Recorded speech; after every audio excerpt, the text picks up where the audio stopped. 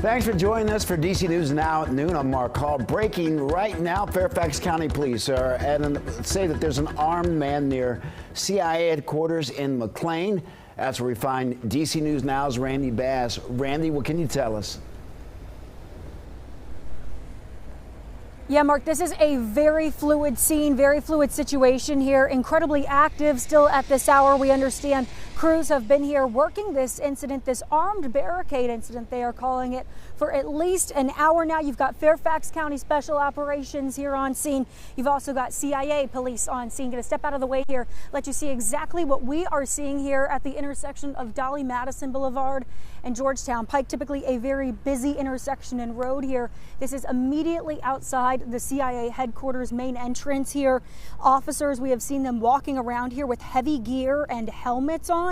Also seeing a large armored SWAT looking vehicle sitting about a block down the road from where we are, that is sitting right in front of that entrance to the CIA headquarters here in McLean.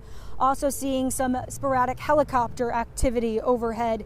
At this point, seeing at least 24 marked and unmarked police cars here, along with some motorcycles, helping to build a pretty wide perimeter of at least a long block, about a half mile to a mile in both directions here. Police calling this, again, a barricade incident here near the corner of Dolly Madison and Georgetown, saying this involves an armed man. It is not clear at this point exactly where or how he may be barricaded. And as for this man, we have no details about him at this point. Again, officers have been out here for at least an hour, seeing armored vehicles here, seeing very large police presence from Fairfax County and the CIA Police Department. This incident clearly very serious given this large presence here, along with those mobile incident command units that we've been tracking and following here.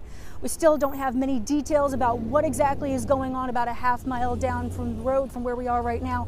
Again, at this hour, we know this is an incident involving a barricaded armed man right outside the CIA headquarters here in McLean. This story is still breaking. We'll bring you new details as we learn them. In McLean, I'm Randy Bass, DC News Now.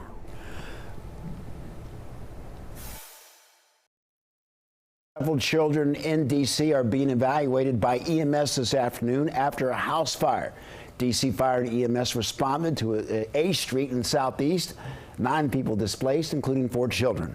No one was sent to the hospital. It's unclear what started the fire. Investigators remain on scene. Well, more breaking news out of Prince George's County, where a child is among several rescued from a burning apartment building. Now, this is an unfolding in Greenbelt. We're told that part of the building went up in flames just before 9 this morning. First responders were called to Breezewood Road, but reports of people trapped. 7 people were rescued from balconies, including a child. 2 adults were taken to the hospital. It appears that no one was seriously hurt. One man we spoke to recounts what they saw. We were woken up by a bang on our door.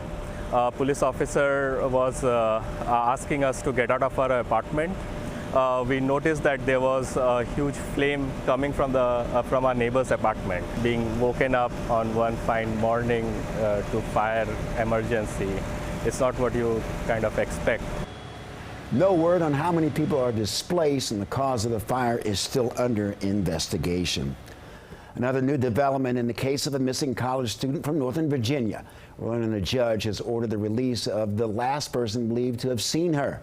Say that Joshua Ribe is no longer considered a person of interest. It comes 2 weeks after Sudiksha Konanki is in the Dominican Republic. Now, she was there on spring break with friends. Yesterday, her parents in Loudoun County asked investigators to declare their daughter legally dead, saying they believe that she drowned. Investigators say that Ribe told them the 2 went into the ocean together, were caught by a wave, and pulled out to sea. And he says that he managed to bring her back to shore, but then lost sight of her. Loudoun County Sheriff, in a statement, says that they're working with Dominican authorities and are continuing to review evidence in this case. And we're continuing to follow this developing story, and we're going to bring you the latest on air and online at DC News Now. Just search Missing Student on the homepage. Well, DC News Now is on peak bloom watch, and you're taking a live look at the tidal basin courtesy of the Trust for the National Mall and EarthCam, and the camera is moving around. Again, the National Park Service says the blossoms have reached stage 3 of 6, meaning that the florets are extending from the buds. What the agency predicts, cherry blossoms will reach their peak 9 days from now. That's March 28th. All right, meteorologist Damon Matson joins us now with the latest check on the forecast. Damon, I have to be honest with you. I've been looking forward to this day since Sunday. Hey, Mark, I just know that you've been pumped up getting ready for these peak bloom to come around here pretty soon, and just getting back into the swing of things here today. Good to have you back, by the way, my Glad friend. to be back. Oh, yeah, and what a warm day you picked, by the way. It's really turning out to be a fantastic day out there as we get into this afternoon, folks. We are seeing those warmer temperatures already reaching up towards 70 degrees in places like D.C., Manassas, Waldorf, 1 degree off, and we had a high of 69 on Tuesday in the district, so we're already about to tie that and then get well past that as we head into the afternoon here. Lower 60s as you move up toward the Pennsylvania-Maryland line, but still very comfortable indeed. Now, one thing we are going to notice as we get through the rest of the afternoon here, yes, we'll have warm temperatures to enjoy, but winds are going to start to pick up once again. We're already seeing some occasional gusts, 20 to 25 miles an hour along the I-81 corridor. The winds this time, though, coming out of the south, and that's also going to be a reason why those temperatures just continue to climb. There it is. By later this afternoon, my goodness, mid-70s on tap across most of the DMV. It is going to feel fantastic. Enjoy it while we have it, folks, because first day of spring, it officially is tomorrow, but we're looking at some unsettled weather as the new season begins. We'll talk about when some rainfall could roll on in and try to interrupt this warm party coming up here in just a bit.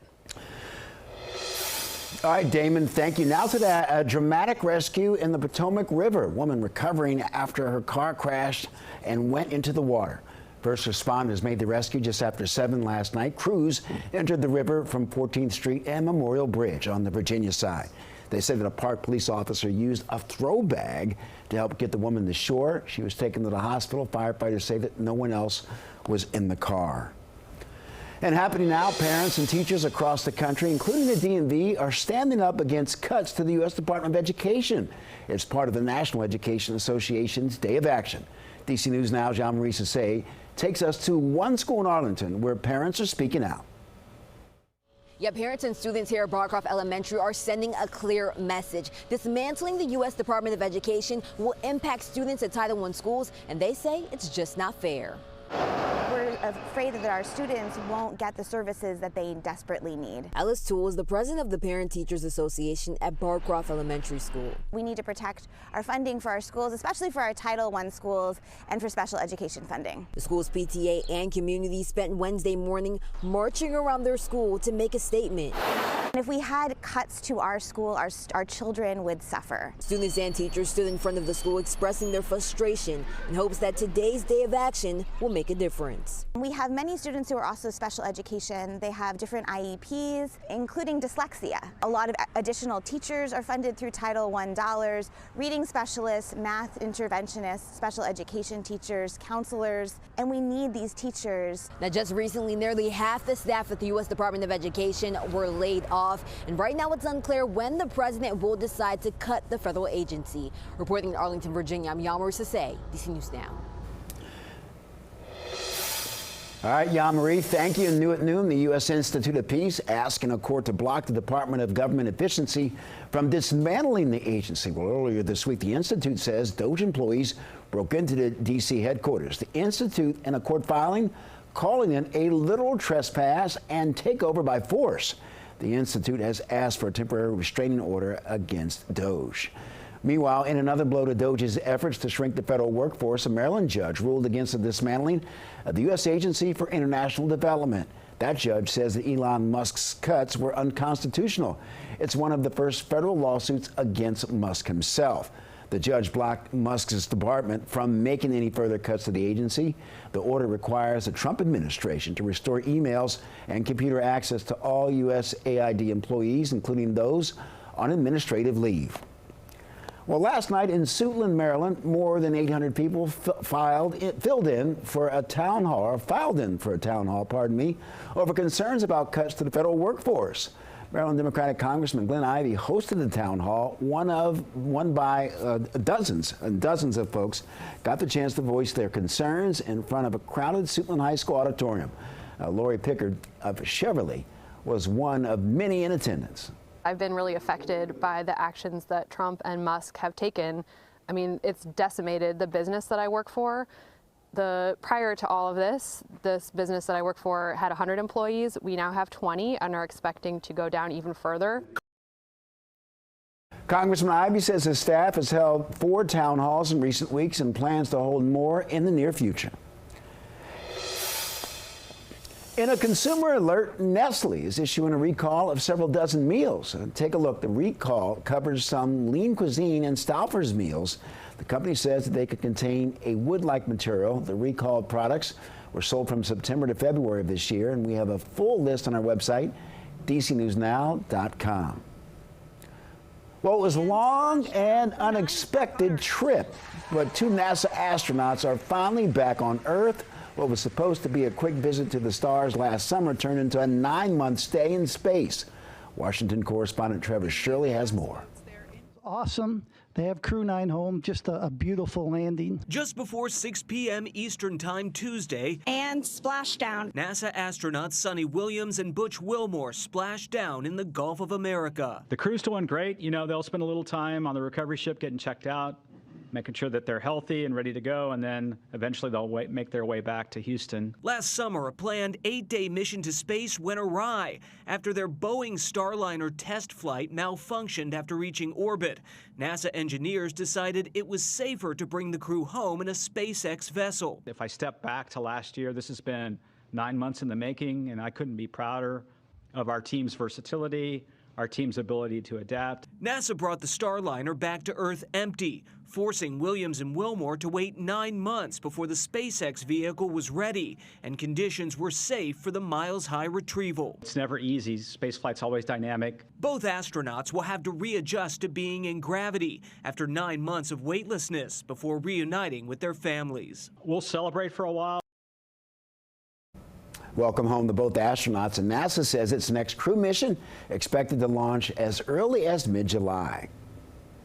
Still ahead, classified documents released in the assassination of JFK, what the latest docs are telling us. And we have that unsettled weather on the way tomorrow. We'll time out when and where there will be some rainfall coming up after the break.